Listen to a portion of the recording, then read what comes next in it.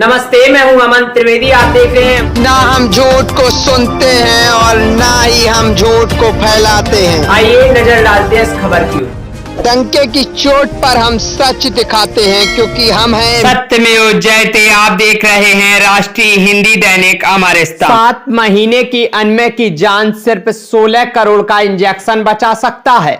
मोदी योगी तक पहुंची गुहार, कहां से लाए गरीब माँ बाप 16 करोड़। अगर 16 करोड़ नहीं आए तो बच्चे को यमराज उठा ले जाएंगे, क्योंकि यह बीमारी केवल 16 करोड़ के इंजेक्शन से ठीक होती है। केरल के बच्चे के लिए जब 6 दिन में आए थे 18 करोड़, तो फिर यूपी के अनमय के लिए भी उठानी होगी आवाज। आखिर वह कौन बीमारी है जिससे यह बच सकता है, जिसको 16 करोड़ का इंजेक्शन लगता है। यूपी के इस परिवार पर भी इस तरीके का ही संकट टूट पड़ा है। अभी योगी मोदी सरकार ही, जनता ही भगवान बनकर या इस बच्चे को बचा सकते हैं। 7 महीने के मासूम अनमय को देखकर यह लगता नहीं कि वह बीमार हो सकता है, लेकिन उसे गंभीर बीमारी है जो 1 अरब लोगों में से कुछ लोगों को होती है। इसका इलाज है, लेकिन जो 16 से 20 करोड़ रुपए का खर्च होता है। इस बीमारी का नाम है स्पाइनल मस्कुलर एट्रोफी यानी SMA टाइप 1। इसका इलाज इंडिया में होगा, लेकिन इंजेक्शन की कीमत 16 से 20 करोड़ आती है। वह विदेशों से मंगवाया जाता है। भारत में पहला केस मुंबई में और तीसरा कामत का आया था, जिसमें महज 6 महीने की बच्ची के लिए 16 करोड़ जमा हुए और प्रधानमंत्री मोदी ने भी मदद की। फिर केरल में एक ऐसा सामने आया वाकया जिसमें महज 6 दिन के अंदर 16 करोड़ रुपए जमा किए गए। अब उत्तर प्रदेश में ऐसा ही मामला सामने आया है। यूपी के सुल्तानपुर जिले के अनमय को बचाने की अपील सोशल मीडिया पर हो रही है। अनमय के पिता बैंक में नौकरी करते हैं, परिवार चलाने तक की सैलरी मिलती है। अनमय पैदा होते हुए भी तब तक सब सही था, लेकिन बाद में पता चला स्पाइनल मस्कुलर एट्रोफी। अनमय की मां अंकिता की जिंदगी में ऐसे मानो कुछ बचा ही नहीं। दिल्ली के गंगाराम अस्पताल में डॉक्टरों ने 16 करोड़ का इंजेक्शन लिखा।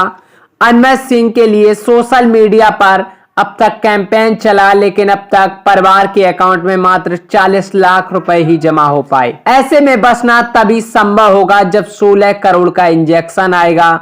महाराष्ट्र के पुणे की रहने वाली वेदिका शिंदे को इंजेक्शन लगाने के बाद भी बचाया नहीं जा सका था। वेदिका के लिए ग्राउंड फंडिंग से 16 करोड़ जमा किए गए, लेकिन भगवान को मंजूर नहीं था। बाद में वेदिका की मौत हो गई। लाखों लोग रोए थे, इसीलिए यह बात प्रधानमंत्री मोदी और मुख्यमंत्री तक पहुंच जानी चाहिए। सुल्तानपुर के PM ने योगी को खत भी लिखा है। योगी ने हजारों बच्चों की जान दिमागी बुखार से बचाते रहे हैं। ऐसे में उम्मीद की जा सकती है कि अनमय सिंह को योगी जरूर बचाएंगे। अमेरिका से इंजेक्शन आता है, कीमत लगभग 16 करोड़। सोशल मीडिया की ताकत चाहे तो इंजेक्शन आ सकता है। अमेरिका में हर साल 400 केस आते हैं और 90% ठीक हो जाते हैं। कई देशों में यह बीमारी पुरानी हो चुकी है, लेकिन भारत में यह नई है।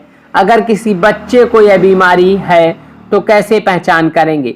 जो बच्चे स्पाइनल मस्कुलर एट्रोफी से पीड़ित हैं, उनकी मांसपेशियां कमजोर हो जाती हैं, शरीर में पानी की कमी हो जाती है, मां का दूध पीते वक्त उन्हें सांस लेने में दिक्कत होती है। धीरे धीरे शरीर शांत हो जाता है और वक्त पर इंजेक्शन नहीं मिलते तो मौत तय है।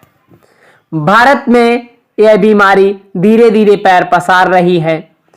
16 करोड़ के इंजेक्शन की ताकत यह है कि उन्हें बच्चे को हिलने डुलने और सांस लेने वाले जमीन को निष्क्रिय कर देता है, यानी यह कोशिकाओं के लिए जरूरी प्रोटीन का उत्पादन शुरू कर देता है, जिससे बच्चों का शारीरिक और मानसिक विकास सुचारू रूप से होने लगता है। अगर आप अनमय सिंह की मदद करना चाहते हैं तो कमेंट में अनमय सिंह के उनके परिवार की पूरी जानकारी दी गई है। अनमय सिंह की कहानी बेहद ही दर्दनाक है। भगवान ऐसी बीमारी दुश्मन को कभी ना दे, क्योंकि बीमारी इतनी गंभीर नहीं होनी चाहिए कि आम इंसान मरना ही ठीक समझे। ब्यूरो रिपोर्ट, सुल्तानपुर दैनिक अमर स्तंभ।